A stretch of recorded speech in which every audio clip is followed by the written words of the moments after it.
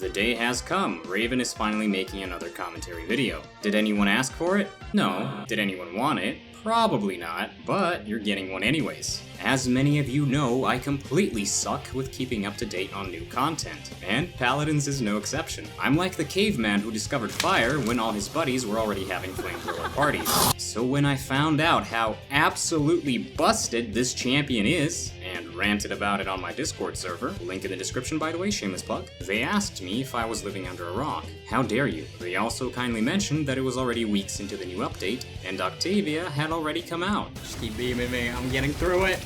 No, I'm not. But that is a video for another day. So as the Neanderthal I am, I present you Yagorath. The completely broken and unfun to play against tank. このジョルノ・ジョバーナには夢がある。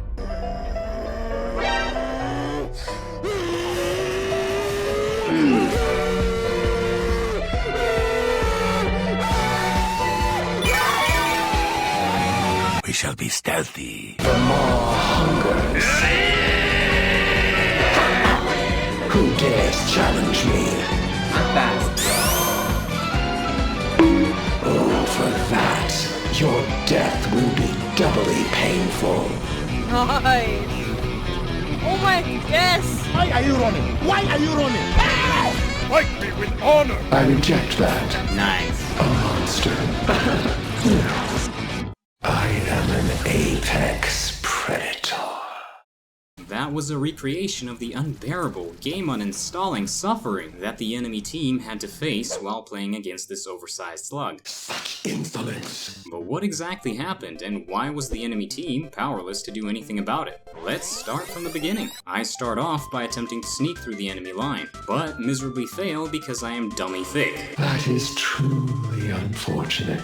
And once they notice me, I ult the current tank with the shield up, allowing our team to actually get in some damage. Yagorath's ult allows her to execute a single target no matter what their HP pool might be, the downside being you can simply be shot at to counter it. However, you're given an extra life bar allowing you to not only soak up any DPS the enemy might have thrown at your team, but you also force the entire enemy team to look at you, which in itself is a huge advantage. And even if you fail to execute the target, you still take them out of position. Now, as Khan desperately runs back to his team, I roll through them like bowling pins and head straight for the point, where I gracefully plop myself down and get comfy. Now sure, what happens next you can attribute to the sheer panic of the enemy team, as an abyss abomination appears before them at the speed of light, or the Saris ult that placed them all neatly into the range of my spit. But I say this was pure, no luck involved, organic gamer skill. Just look at the way I skillfully hold down left click, spinning my mouse around towards every little pixel I see, and then pursue the fleeing Khan, making sure that my team is blocked from reaching him, so that I may finish my feast.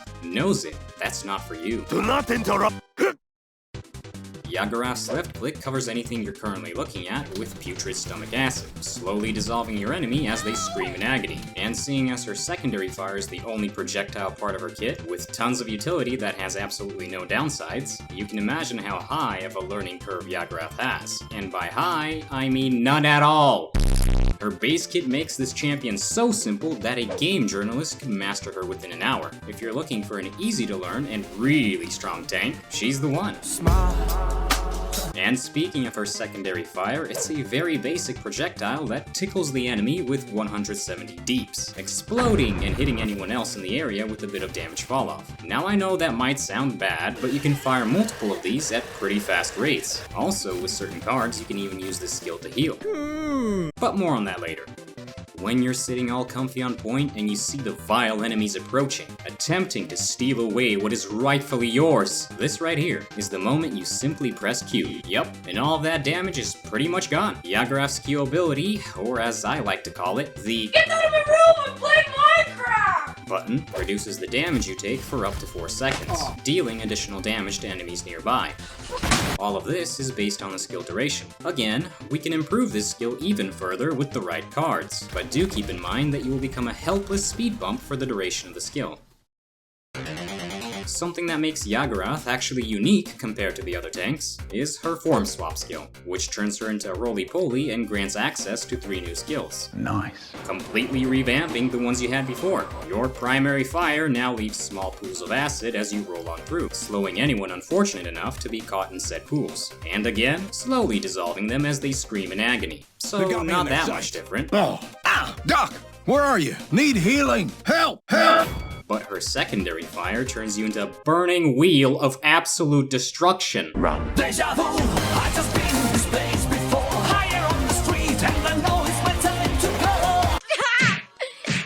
Stop! He's already dead. Knocking back anything in your path and dealing 500 damage for each time you hit the enemy. Very satisfying. The fact that you also pretty much start the game with Master Riding 3 is a pretty big bonus. As for your Q, it now becomes a military radar, revealing anything around you that Time's might be in ticking. stealth. This also reveals them to your entire team. Yeah, remember Sky? Neither do I. No, cancel that. Please? This skill completely shuts down any stealth champion that the enemy team might have. Did you know that I can see you? Shaolin, Sky, Strix, you name it, they just get removed from the match.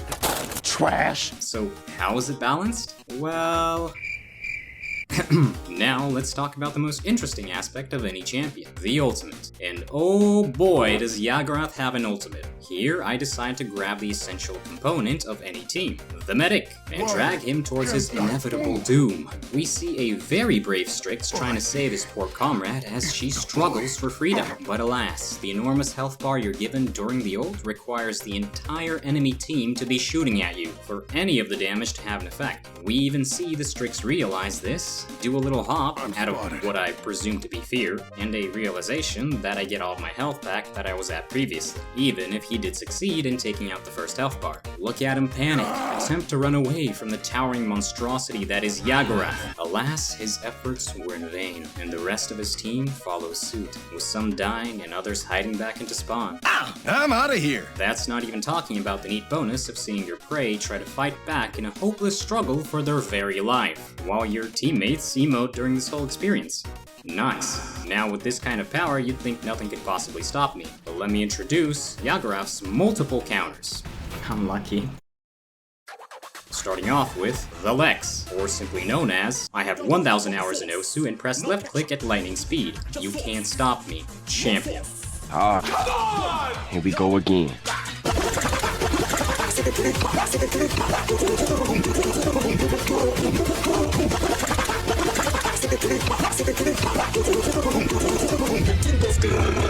Tyra, the Molotov dispenser. Oh no! Stop it! No! Which cripples anyone who's caught in its range, and of course has no counters aside from killing this smug female Victor-looking, and pretty much all the other various champions who have an execute ultimate, or just straight up hard crowd control. Oh no. Champions who counter Yagorath, like Drogos. Or does he? Wait a minute, if we can get an extra health bar every time we ult, would that health bar then apply to execute ultimates? Sort of like Rom's extra health shield.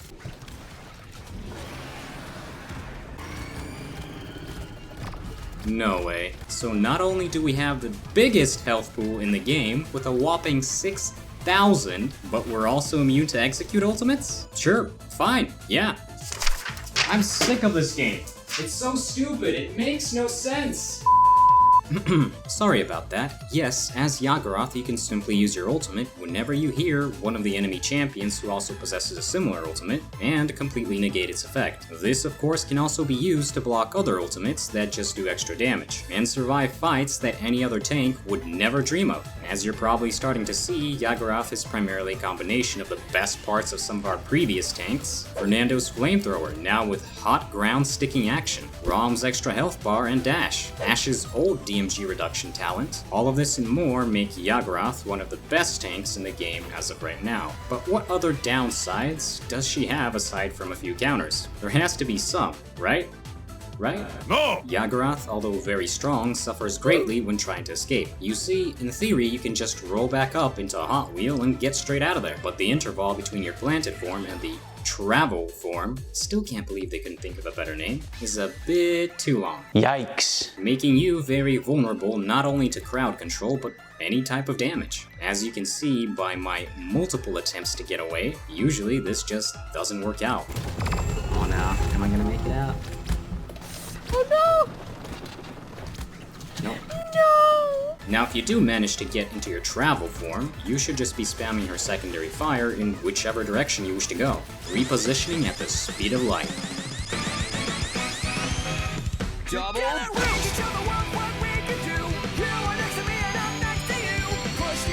That's the cutest thing I've ever seen in my entire life.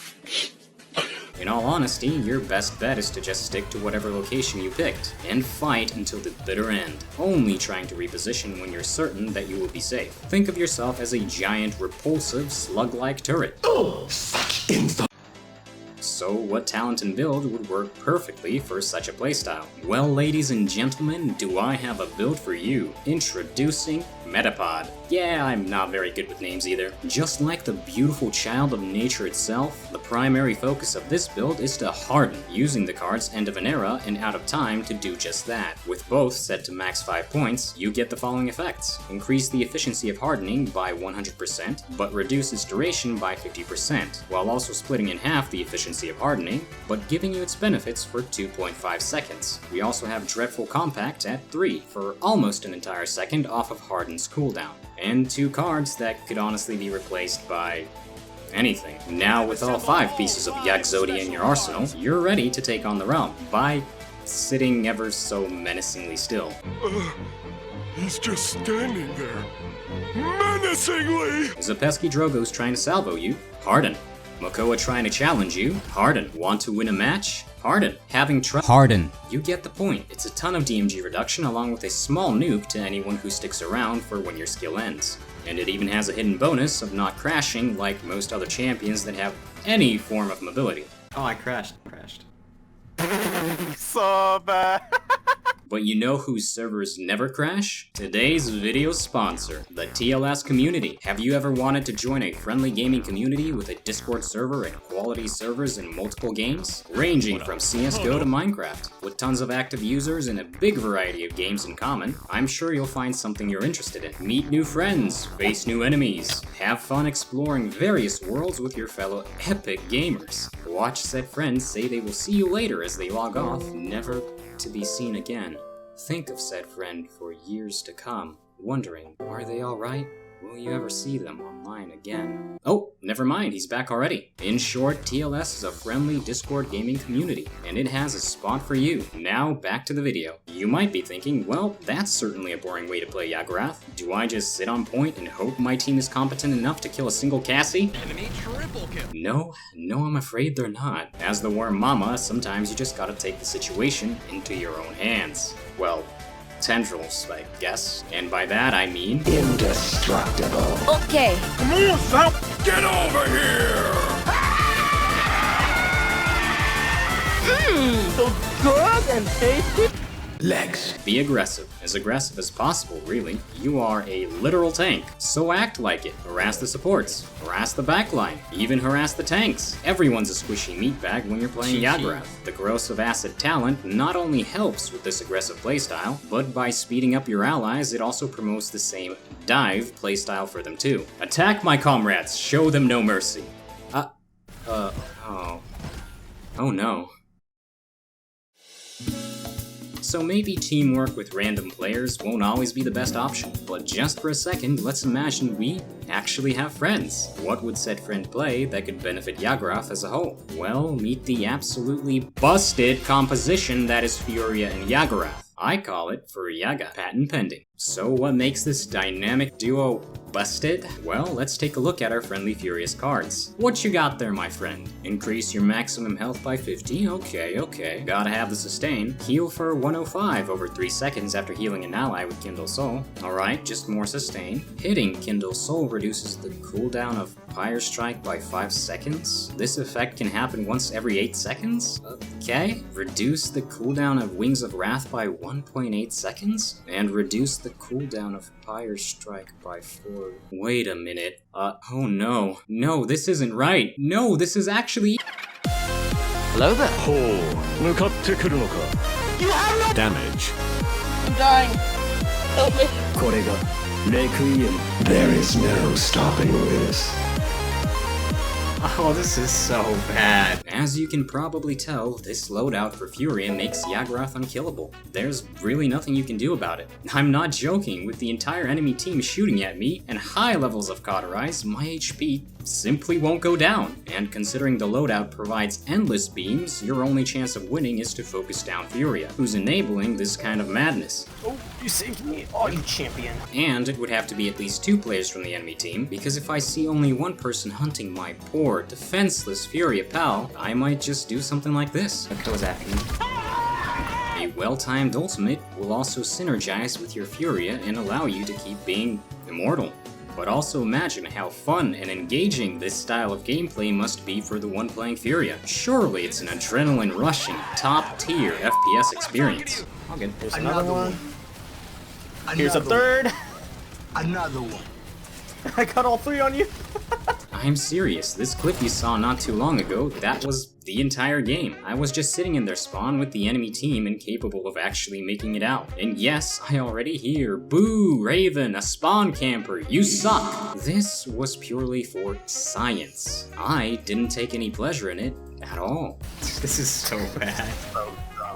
I love it. None at all. You might start to assume that with such a tactic, you just become an even stronger stationary turret, one that never moves. But no, no, no. I'm here to enlighten you that if anything, this Furia combination actually encourages you to be more aggressive. Roll straight in, crush an Andro in the process, set up and evaporate anyone brave enough to still be near you. If your flank follows you, this just becomes a one-sided fight, with you pushing them all the way back into spawn. Combine these Furia heals with the previously mentioned Harden loadout, and you have something truly beautiful.